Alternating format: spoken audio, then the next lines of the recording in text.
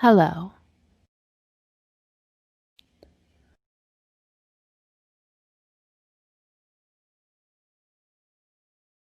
Working the polls yesterday, and I was talking to the guys I was working with, and we've been debating different things on and off all night. And then I was like, "Oh, what about Marvel versus DC?" And they went off about how the Marvel Cinematic Universe is like reigning king. I was like, "Yeah, sure," but like that wasn't what I was asking. I wasn't asking about which cinematic universe you prefer. I was asking overall what you like.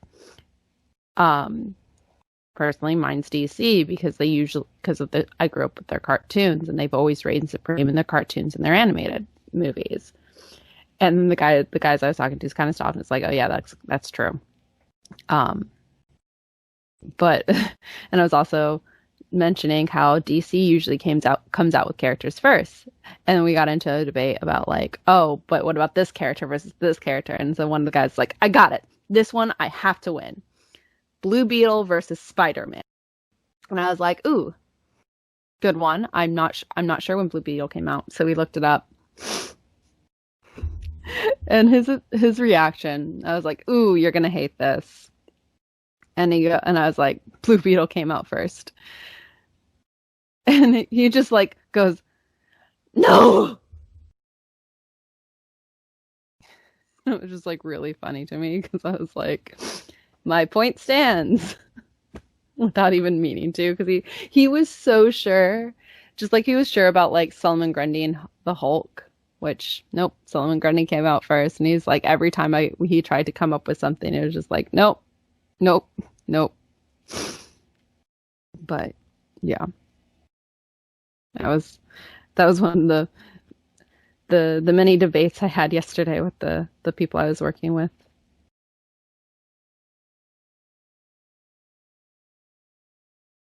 Sounds like you had a good time. It was so, but yeah, let's roll intro and go on.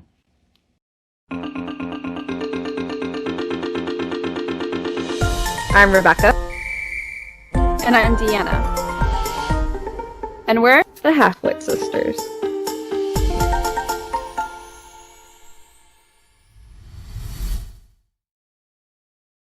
So welcome back.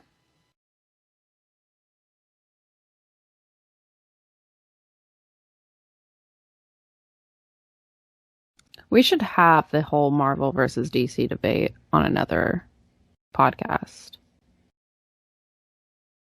I think we just did, and you should just take that section and stick it in here. No. I don't like that's an entire thing that like we could go back and forth on between the comics, the cartoons, and the cinematic universe. Like for more than 15 minutes. Okay.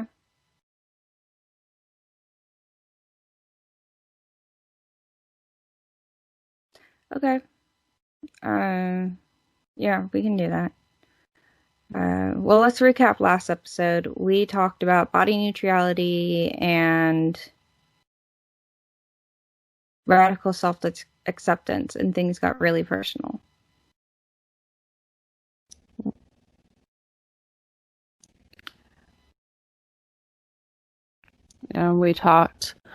I talked about some of the instances where I was bullied and the effect that it has on me as we grew up, and you talked about how on the big instances that stood out to you.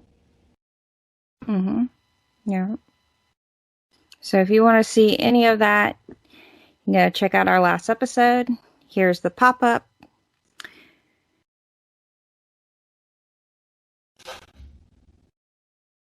This episode, we're talking about what?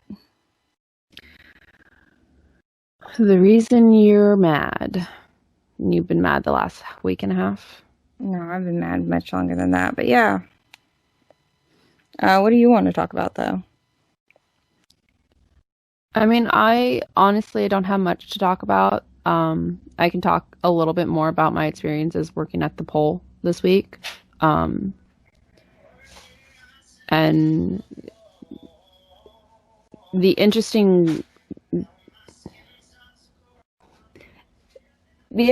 ins and outs of that. Do that. Talk about it. Talk about So, your experience with the polls. That's very relevant right now. yes. Go for it. So the day we're recording on this is the day after election. We have still not heard the final results. We probably won't hear them until the week that this podcast comes out.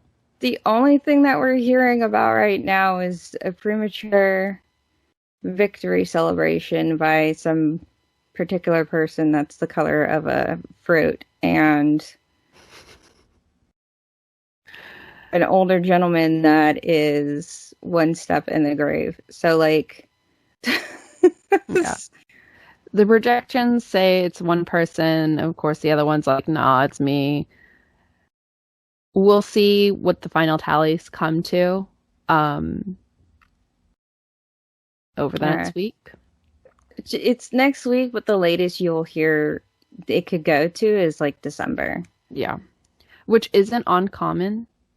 It happens, and it's happened a lot in the last few elections because of recounts, because of the mail-in, the absentees. Those can sometimes take a little while because of certain laws. Each state holds in regards to that. Yeah, and you're going to hear a lot about lawsuits and judges' orders. I know one of the biggest things, one here in Texas, was a judge.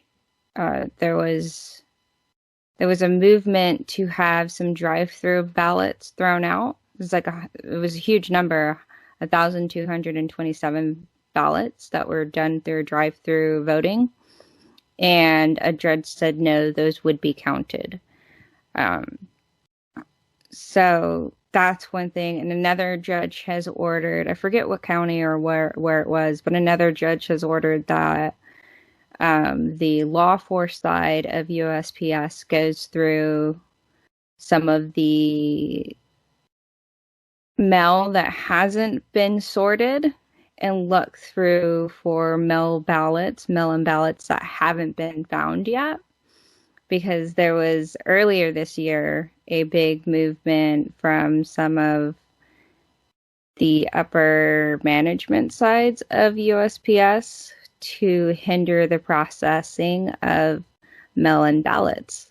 So, and this isn't just conspiracy talking. Like, we're not just sitting here going, we're a conspiracy podcast now. No, we're not.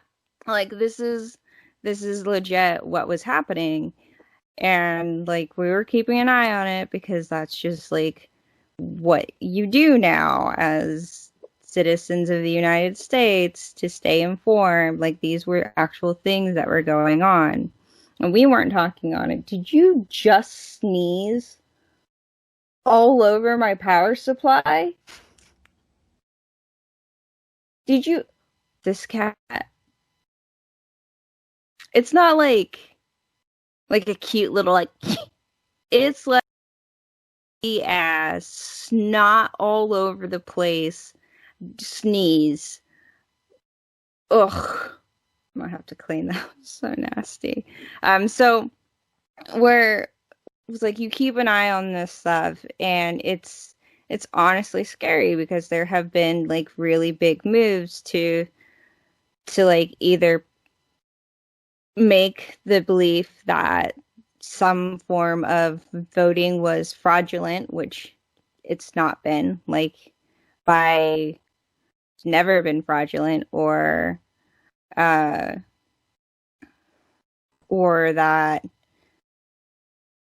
you know, intimidation, this or that, you know? Yeah. So it's kind of funny because we encountered some of these at the poll site yesterday.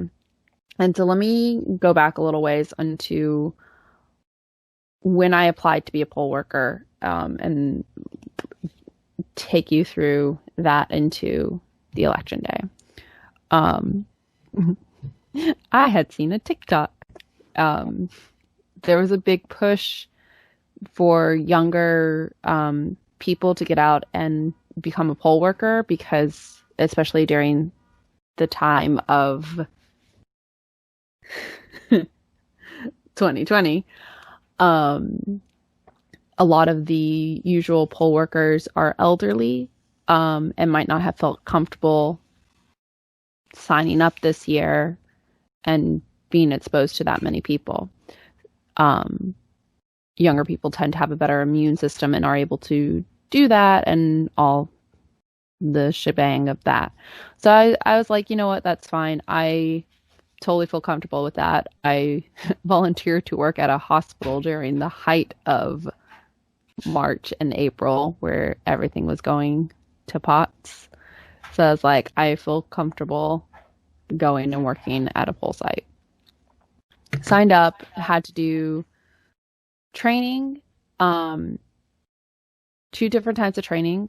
There were several town hall meetings that I could attend virtually, that would explain everything that was going to happen and all of that stuff. And then like all the literature they send us of like, thank you, here's what you need to know about election day. In New York, early voting started on the 24th of October, went to the 31st, skipped the 1st, then was on the 2nd, and then election day. I did not work early voting, mostly because I kept having to like change my availability on if I was available or not. And then I finally got my work assignment for November 3rd. I was lucky enough that my polling site, which is like just down the road, was the one I was assigned to. And so I showed up at 5 o'clock in the morning, ready to work and all bundled up in my like winter gear because it was 40 degrees out. It's kind of a mess because a lot of us were new. And so any of like the veterans were in their positions, but like my position was the line clerk. I had to put out all the accessibility signs and vote here signs, to make sure people were directed the right way, and signs that said, if you're turning in your absentee ballot, you don't have to wait in line. You'll just be able to go right in, because there's a box. You do not have to put your absentee ballot in the post if you plan to go to your polling site to drop it off day of election. That is a legit way of being able to turn in your absentee ballot instead of putting it in the mail. You do have to make it sure it's all filled out correctly and signed and sealed, because with absentee ballots, they can be denied if like the signature on your thing doesn't match, if it isn't filled out correctly, you know, like if you voted one too many times in a thing, or it's not sealed. Other people, like we saw a whole bunch of people dropping off other people's things, but like I can hand it to my family and grab all of theirs and go and drop all of them off because I'm the one who's able to go and drop it off. But if they didn't fill it out and they didn't make sure that all their stuff matches, it could be disallowed and your vote wouldn't count if you do that. And so we set up, got everything ready. People were already lining up, and we had a long line from about 5 o'clock, from about 5:30 to about 9:30 when we finally got through that big long line of people. Because of social distancing, we were only letting a certain amount of people in. That way they could be safe. And then for my particular place, it kind of slowed down to a trickle.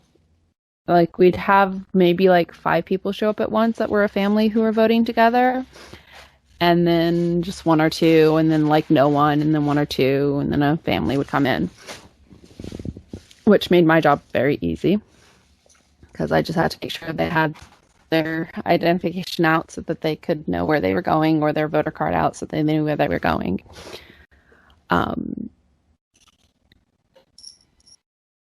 we had a lady try to electioneer. She's in our line in the morning and she's handing out hand sanitizer and masks for her candidate, which is illegal to do 100 feet from the line at a poll site. You cannot electioneer. So it was interesting to see like the cop hear that and have to go, oh, let me go take care of that. Thankfully, that lady was compliant. She's like, oh, I'm sorry. And then she just went away. We also had a lady come in and go, can I just fill it out for my dad, who was not there? Can't do that. And we had several people come up and was like, can I register today to vote and will my vote count? And in the state of New York, no. You have to. Different states have different rules. There are a couple states that allow you to do same day registration. But if you do not register in time, you can't vote. Your vote won't count.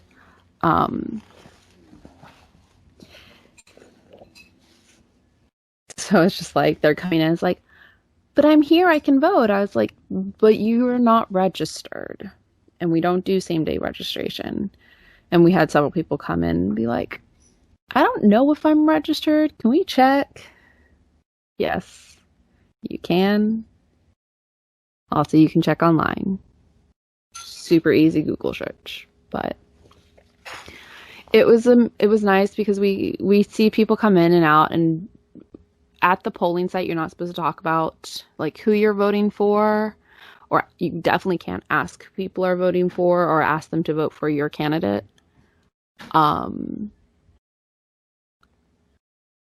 Because again, that's electioneering and that's illegal. But it was an interesting process because we had people that were both Republican and Democrat there working, and not being able to talk about any of the candidates.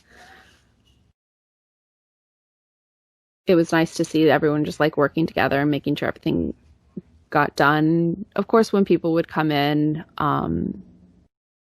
they also weren't talking about who they were voting for. I think only like a handful of people came out and were like, well, I hope everyone had voted this color.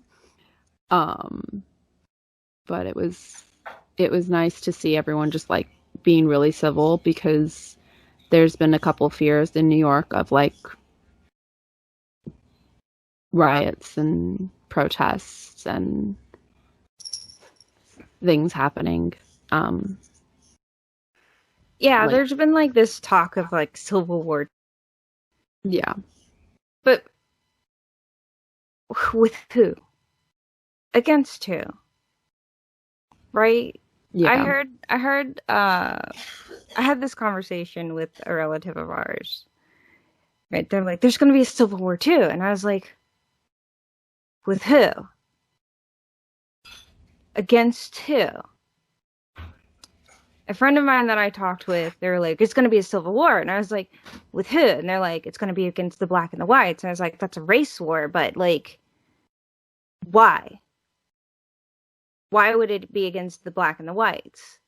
Because I've seen the BML protests and there's black and whites out on the streets together, and that wouldn't be an actual thing. So that's Yeah. not going to happen, right? Like that, there has to be an absolute agreement for this. So with who and how and where at and against what and why? Like none of those questions have ever been answered. And nobody has ever answered my question on like, why would there be? Yeah. And what are the two sides? Like if looking back in history, there was a clear reason as to why we had a civil war. But now what Yeah. what is it? is it the Trumpkins versus Yeah. versus who? Yeah. right? Like, There's not really two organizations basically fighting against each other. right. It's both parties like want what's best for what they perceive the country Hmm. is. Um, so it's kind of hard to just like go straight into a civil war, maybe like a cold kind of war, but not like muskets and stuff like that, where everyone's rioting in the streets and fighting in the streets. It's not that reality. Just while possible, isn't probable. Right. Yes, we are seeing, and let's backtrack real quick because you said there has been rioting, right? Yes. Yes, we have seen that. We have seen that, but it's not in the terms of like a civil war. Yeah. Okay, we It's have civil seen the unrest. right. We have seen the BML protests.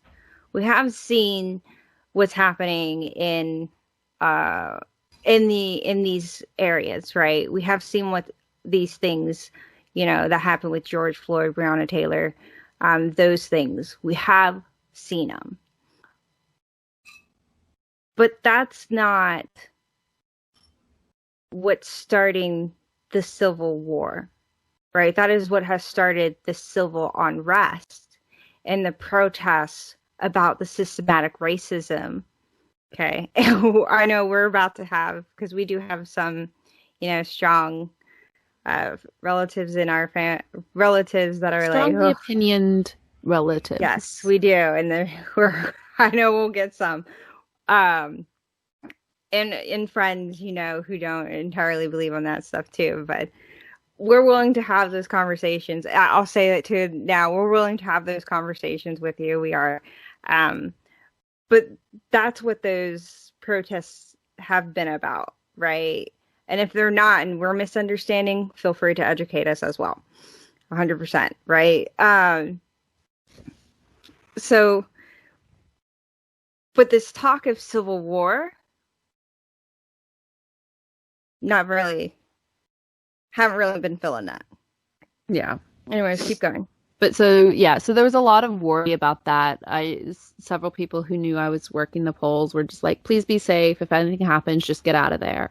Mm-hmm. Um, Thankfully, nothing happened. It was very civil. Everyone was just like, let's do our civic duty. Um, we had one guy who just turned to us like, thank you so much for working. Just thank you. Mm-hmm. Um, and so it was just like, just an appreciation of we're all here to vote people into offices to help make our cities and our country better. And we all have different opinions on how that works. Um,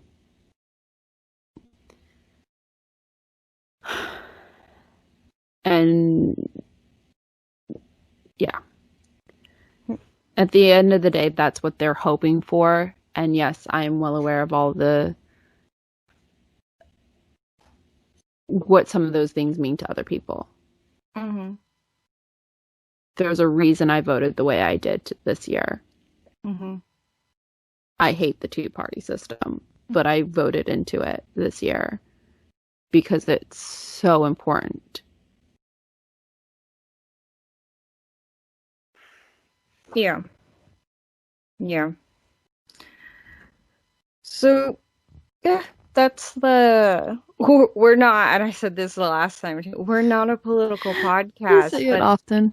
we're like, I think this is the first time like we've really had to be this political because it is that time of the year. And, you know, we're showing, we have to show that we're conscious. Yeah. Right. Right. And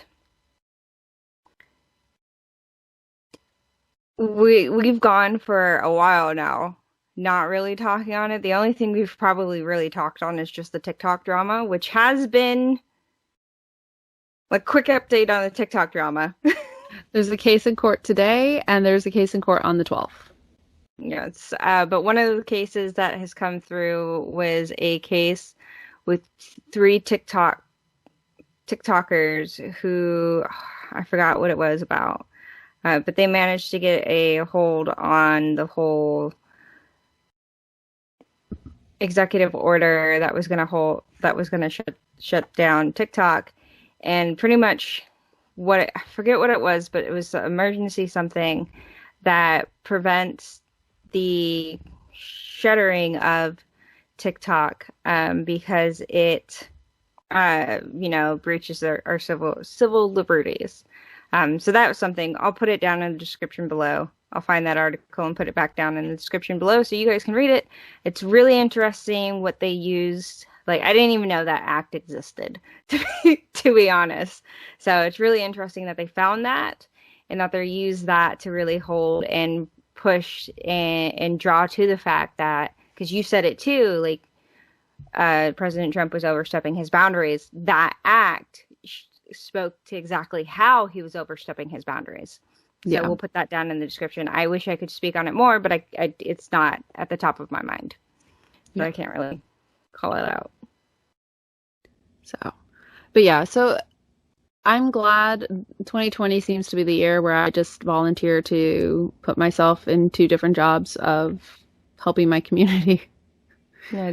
Didn't you just become a substitute teacher? Yes.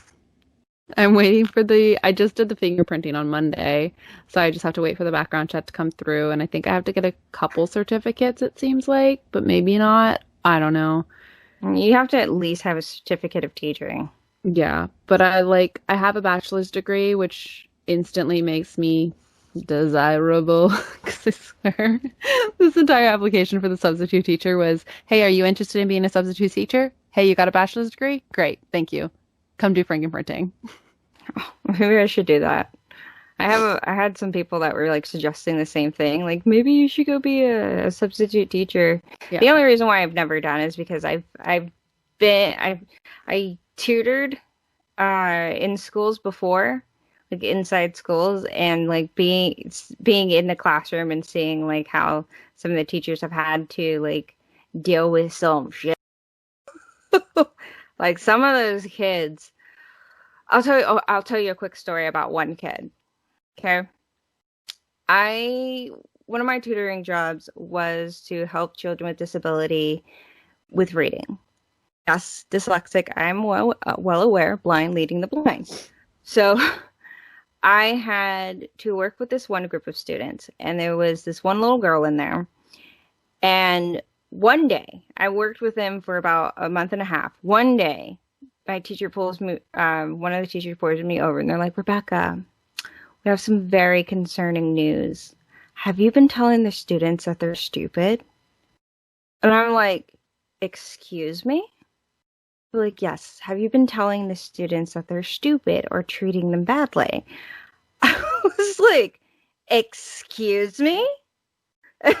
So she's like, well, I knew you wouldn't be. Come to find out, one of the little girls has been going around and telling all of the students that I had been treating them badly and calling them stupid, and including telling her mother. And the mother had come one day and asked, hey, is the tutor telling this to the kids? So I was like, I now don't feel comfortable having this little girl in my tutoring sessions. Could you please remove her? And the teacher was like, oh, most definitely. So we had the little girl removed from my class, from my little tutoring session. And then the audacity of this little girl after that. She came up to me and was like, Miss Easton, I miss being in your tutoring sessions. And I was like, well, you're going to have to talk to your teacher about that. We had to remove you for a reason. Teacher comes back to me and she's like, she's asking to be put back in your class. And I went, I will never have that little girl back in my class if she's going to continue to threaten my job. If she don't know how to act right, I don't need her in my class. But that was like, I had that choice to have her moved out of my class, like out of my little tutoring sessions, which were only like 15 minutes to 30 minutes. But the teachers don't have that ability. Yeah. They get stuck sometimes with those little kids. Like, yeah, maybe they can have them move to a different class so that it becomes another teacher's problem. But a lot of times they get stuck with that student, and that student can make their life a living hell for no other reason than because they want to. Because they're little meanies who like to push people's buttons. Yeah, so I was like, that's one of the reasons why I was turned off from, because I had that thought. Maybe I was like, maybe I'll go teach, elementary or, middle school or something. But I got turned off real quick from at least teaching elementary because of like, and she wasn't the only student that tried that with me. There are a couple others that were like that. Not to that extreme, but I was like, I don't know if I would be able to handle that shit. Yeah. And they have like 25 students in their class. Yeah. But Yes. supposedly I have to wait 72 hours and then do a couple more things of paperwork, and I'll be a substitute teacher for New York City. All right. Well, the best of luck. Fun. But yeah. So do we want to move into what you want to talk about this week? I have, yeah, I guess you can. We'll cut it look. I have been, for like the last 3 or 4, like almost a month or so, I have been upset. But even more so, like I've really, really been thinking about it. I have been on the defense about my sexuality for like years. I've mentioned this before. I'm a lesbian, right? I'm a lesbian. I like women. And I've been trying to figure out how to like do this, like make this talk happen without sitting here and like yelling into the mic, and like ranting about all this stuff. And so I've been trying to like order my thoughts and talk about this.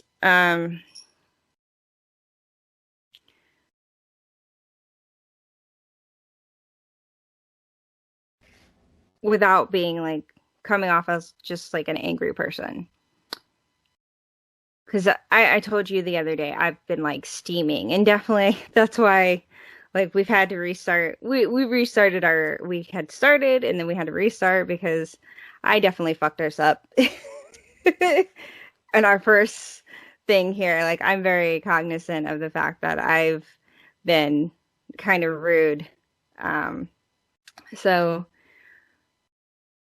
I've been thinking about how to like talk on this. I was telling DJ, I was like, I want to talk a little bit about sexuality, but in particular, like how I feel like I've been on the defensive about my sexuality for a very long time now. And so the best way I can talk about this, I think, is to talk in terms of like 2 stories. I'll tell you the first one. I'm not going to tell you guys about my coming out story because that puts way too many family members on blast, and I don't want to deal with that drama. So I'm going to tell you about my last roommates. My last roommates that I lived with, I was single for a long time. I had like a girlfriend before I moved in with them, but I wasn't really seeing anybody. I didn't really know how to get out and to find other lesbians or really to find the gay scene in Dallas. I know where it's at, but I don't really know how to meet them or like even how to talk to other girls in that, like outside of like, hey, you're my friend.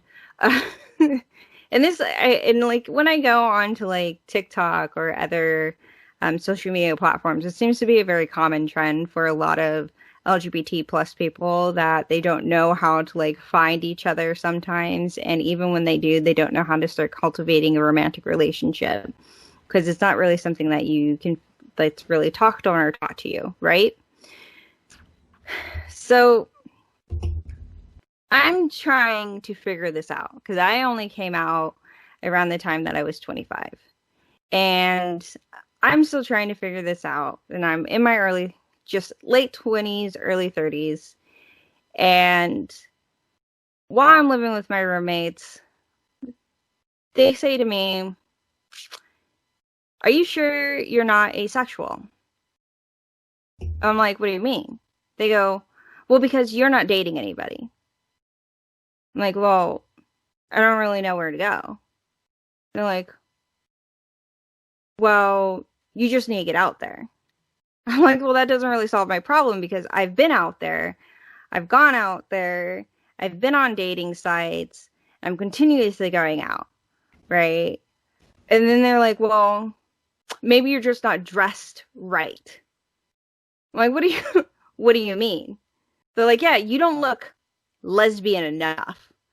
I'm like, what does that mean? Am I not wearing enough plaid? Do I not have the right combat boots on? Like, what does this mean? Right? Keep in mind, like, this is very much like what is it? Paraphrasing, right? I'm paraphrasing our conversations. Um, and I was like, no, like, I I'm lesbian. I don't skirt chase, so I'm not out there constantly picking up a girl every other night because really that's not the kind of person I am. Um, First, I don't wear a lot of plaid, but I do wear a lot of loose clothing. I dress kind of tomboyish, but like I was also just starting my freelance career and starting a company, so really like I had my mind on other things, so going out there and finding a relationship wasn't on the top of my list, but they couldn't really understand that. So to them, I wasn't lesbian enough. And that upset me because I didn't fit into their mold. Okay, whatever. But I had to constantly defend how lesbian I was. And that was very frustrating. Second story. Last year, I worked a seasonal job. I did a TikTok about this, but I'm going to do this story again because pretty sure nobody has really watched this. So, last year, I worked a seasonal job, and I'm pretty. Guys want to know what I'm about. I constantly get picked up. Constantly get a lot of the cheesy pickup lines. "Yo, girl, what you about?" Right? And guy comes up to me and he's like, "Yo, how you doing?" You know, Joey-esque friend style. "How you doing?" And I'm always pretty quick because I don't want to lead a guy on. I'm always pretty quick to be like, "Yeah, I'm Rebecca. I like girls." You know, it's never really any of their business. But then they're like really laying it on thick, and I'm like, "Yeah, yeah, yeah. You see that girl over there? I think she's pretty hot too." And they're like, "Oh, oh, oh." Right? Like, "Oh, I get it. I get where you're at." I was like, "Yeah, yeah. I'm a lesbian." But there was this one older guy, and he keeps coming back to me. He's like, "Lesbian?" I'm like, "Yeah, yeah, lesbian. Yeah, yeah." And we have conversations about it. And he was like, "Oh, so you like girls?" I'm like, "Yeah, yeah, that's generally what that means. Yeah, yeah." And even finally one day he just goes, "Why? Why? What is it about guys that you don't like?" Like, like, like it's just like I don't like guys. I'm like, that's really not the issue. And he's like, "Well, I mean, like you're a woman." I'm like, "Yeah, I'm a woman. Yeah, uh-huh." He's like, "So you're like built for men." I'm like, "Uh-huh. Yeah. Well, let me hit you with this. Guys don't turn me on." He went, "Oh, oh." I'm like, "Yeah, they don't turn me on." "Oh, oh, that's fucked up." I'm like, "No, dude, what's fucked up is you keep coming back to me. Like, nobody else on this floor has to answer your 20 question game. Nobody else on this floor has had to defend their sexuality. Nobody has had to keep telling you or educating you about why they like what they like.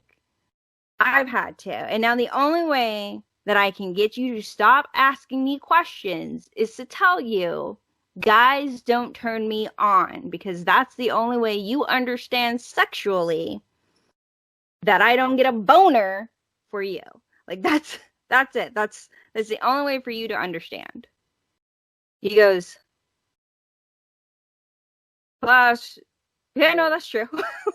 like that actually does make sense, because like there's no, like, that 100% makes sense. There's nothing else that would have done it but that. So I'm constantly going through this. And I get told a lot of things. I don't know. I know you haven't had this, but I've had, just putting one of our relatives on blast, but I've had one relative of ours just before he left Thanksgiving hug me and say, Rebecca, you really need to give men a chance. And I was like, you first. like, like, it's not, it's a constant thing. It's constant. And sometimes it's from relatives. Sometimes it's a friend making a joke, but they don't realize that it might have upset me. A lot of times it's from people that I meet for the first time, right? And if it's the younger generation, they accept it for what it is. But the older generation, it's a constant defensive play. And recently, there's been a lot of conversation with some people that have made me upset, especially these last couple of weeks. And it just opened up like a can of anger from all these last few years of where I've had to continuously defend myself because I don't act lesbian enough. Because someone thinks that I happened to sleep with one guy and had one bad experience. That wasn't it. Because they think that, you know, maybe it's an episode, you know, like I've heard it all. And I've even had a guy tell me, like, look, girl, I can make you straight again. Like, well, I'm sorry, I know you're God's gift to women, but I'm an atheist. Like,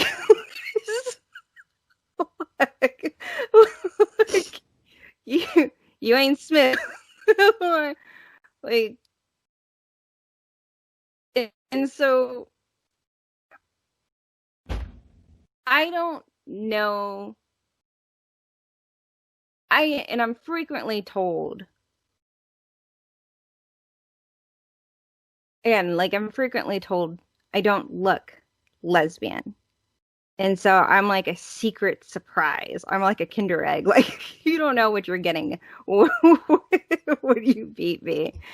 And that's really frustrating. So the reason why I wanted to talk about this is because last week we talked about body neutrality and like accepting who we are and overcoming a lot of that. This week I realized like this is one of the things that I didn't talk on last week because it's a lot, right? And sexuality is one of the more like, and self-identity is an important part of that, right? And for me, it was hard. And I know for a lot of LGBT people, it's hard for you to come out. And once you do come out, sometimes you're still finding yourself coming out for a lifetime because you're constantly defending yourself again and again, and then having like staring at your wardrobe and going, does this scream lesbian? You know? Or like going shopping going, should I get more plaid? I mean, the answer to that is always yes, it's plaid. Because it's plaid, right? It's always plaid. Not polka You don't need to be a dot. lesbian to like plaid. It's always plaid. Or like in the boot and like the shoe section and going, so was it tennis shoes? Like, is there a specific type of tennis shoes I should get? Or should I just go straight for the boots and get like is there a specific type of boots, or does it have to be combat boots that I get? Like, I haven't quite nailed down what kind of boots. Is it the timber boots? You know,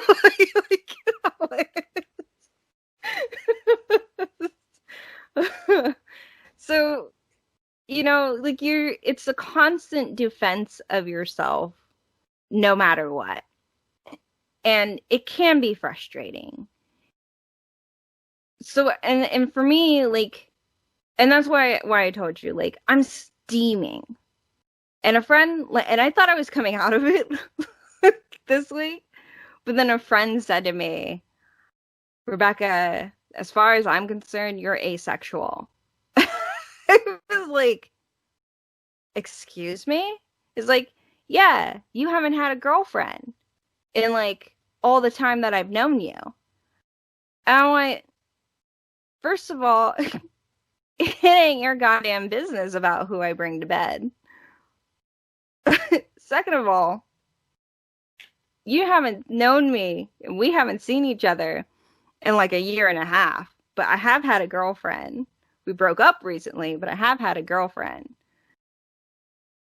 And also, I'm not going to defend myself continuously against your accusation.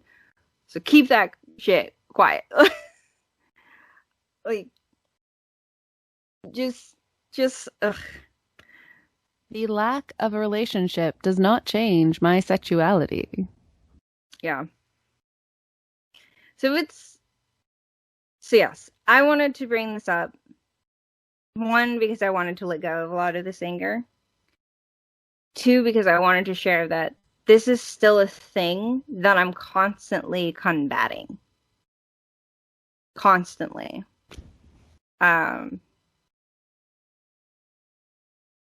And three, because like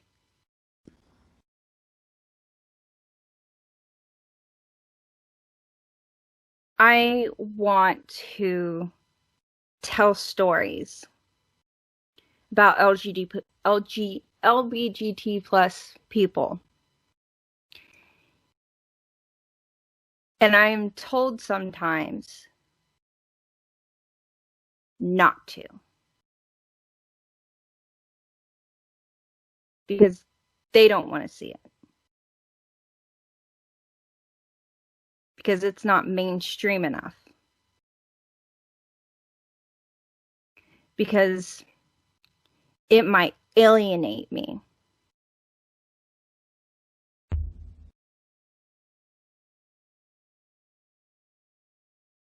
And to that I say, fuck you, I'm doing it anyways. Funny enough, people who find a niche are some of the most sought after people because they are an expert in that field. Mm-hmm.